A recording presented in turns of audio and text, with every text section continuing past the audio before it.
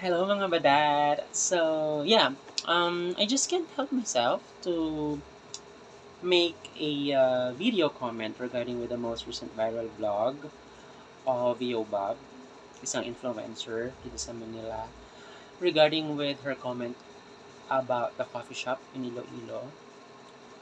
As a proud Ilongga, nasakitan di bala ako. Maka-insulto gid man siya. Kay unta no, naginahinay lang siya sa baba niya. No, ginpili niya unta ang mga words na gusto niya isiling, 'di ba?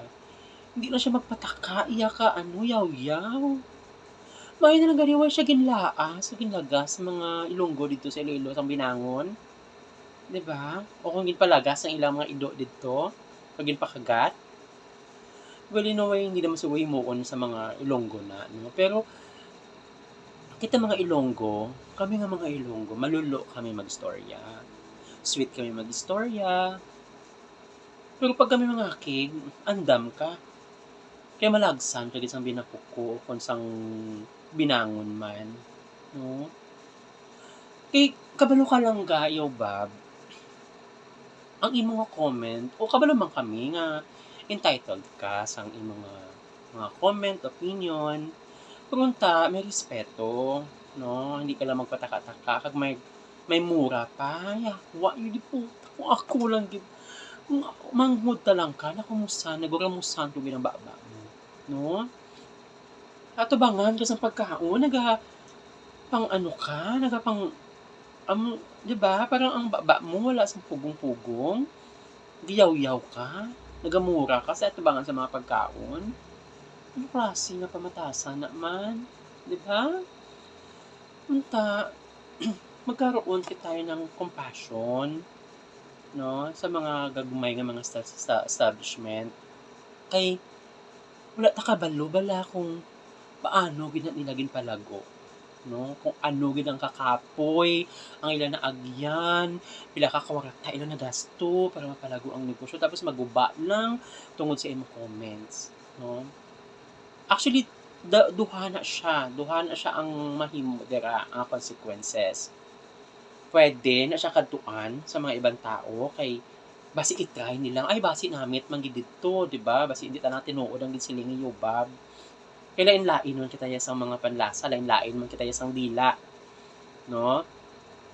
Puwede man gihapon nga basi kung ang iban hindi na gid magkadto. Ang mabili na lang loyal customer na lang, kundi magamay gid ang ilang nga kita gid man, no? Unta, kay ikaw influencer ka, tapos gin-vlog mo pa gid, gitawag mo na lang unta ang waiter o ang sino man ang tag-iya sang shop. "Ay manong, ang inyo bala nga kape las-ay, amo gid ninyo nga timpla sang kape diri? Mangayo ko sang asukal ay mangayo ko sang kalamay ay." Oh, 'di ba? "Nangayo ka na lang unta sang kalamay day, ambot sa imo." 'Di ba? Unta, nanawag ka sang waiter, nangayo ka sang kalamay kung hindi man nangayo ka sang isa ka tubo, kag ginpuga to sa kape mo, pero hindi las-ay. Dira sa may Iloilo, bandang Bacolod, Negros, damo sa katubuhan dira. Mas ipapang-usap sa imo isa ka tubo para matamisan ka lang gid, 'di ba? Oo. So, may ara man gid ibang nga mga influencer karon nga mga entitled masyado, ng bahala na sila kung ano nila masiling basta for the clout or for the content, 'di ba? Kay sa karon ng mga tao sa social media, ang gusto nila naga-viral, 'di ba?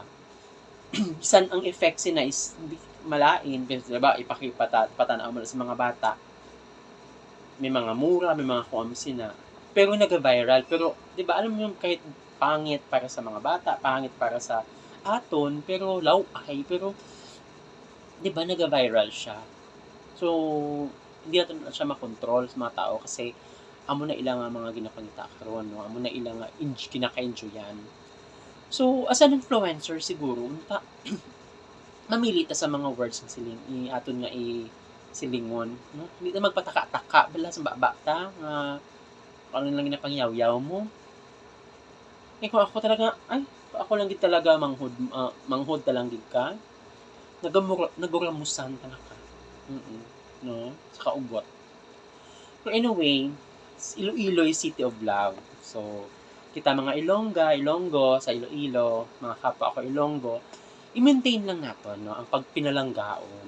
Mapagpinalanggaon, i-maintain natin ang aton nga imahe as City of Love sa Iloilo. Siguro, maabot ang adlaw, makalimtan naman naton tanan, di gamay laman gid siya nga issue, di man gid siya dako, no? Pero maka-hurt lamang gid siya sa feeling sa mga Ilonggo oy. Ang mga karon daw ang imong mga hamos li mga Ilonggo do akig sa iya, no? Pero maabot ang panahon, wala mang naging na siya nga issue. That's damo pa sang issue nga mas bugat pa dira, no? Wala man siya nakapatay sang tao, wala man siya nakaguba sang pamilya o kung ano man, 'di ba, no? Pero yeah, pwede maguba ang pangalan sang establishment, pero unta hindi, no? So, sa mga kapwa ko Ilonggo, kadtuan nyo ang shop, testingan nyo, no? Kag sa mga turista nga magkato sa Iloilo, kadtuan nyo, testingan nyo kung tamis gid man bala o kung ano, masin nag-improve na o kung hindi man gid bala tinuod ang siling ni Yobab. Kasi kung last eye na magita na ang dila niya, buto nga last eye ang panlasa niya. Lain-lain man ay bitas ang panlasa, no? So, yun.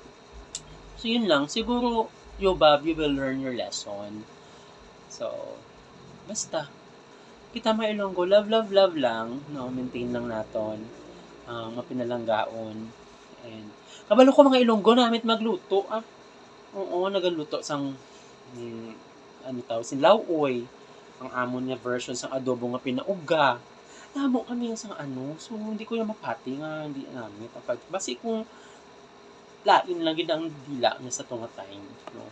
Kaya sa Kapampangan, Ilonggo namin ang magluto. May mga sarili-sarili kita yung mga version, no? So, lang na. So, unta, ma-maintain lang natin nga pagka mapinalanggaon mga Ilonggos, no? And, good luck sa coffee shop, no? And, I'm praying and I'm hoping na mas madamo pagid sa imong mga customers. Hopefully makalagaw ko liwat sa Iloilo kasi kakadto to once, so makabalagaw ko liwat unta kay arap sang migo didto. Malagaw bala ko didto basi sunod summer o kung baan lang. So kadtuan ko na ang coffee shop kag gusto ko ma-try ang kape. Bisan way ko gapangapi kay nagapalpitate ako kung magkape ko. I-try ko lang, no? Siguro. Basta hindi lang isog nga pagkatimpi. Well, anyway, so, yeah. Yan lang naman. And thank you for listening. So, I have 2 videos. Yung isa is may halong Tagalog. Amo na is for Ilonggo. Para may balaan sa iban nga, Ilongga, kagali. Oo, makagilis na mag-istorya. Kami, magsabalay sa Amon. Amo kami sila mag-istorya. Ilonggo. So, anyways, love, and Yobab, good luck sa career mo as influencer. So, langga ha, hinay-hinay isang baba natin, ha? Bye-bye!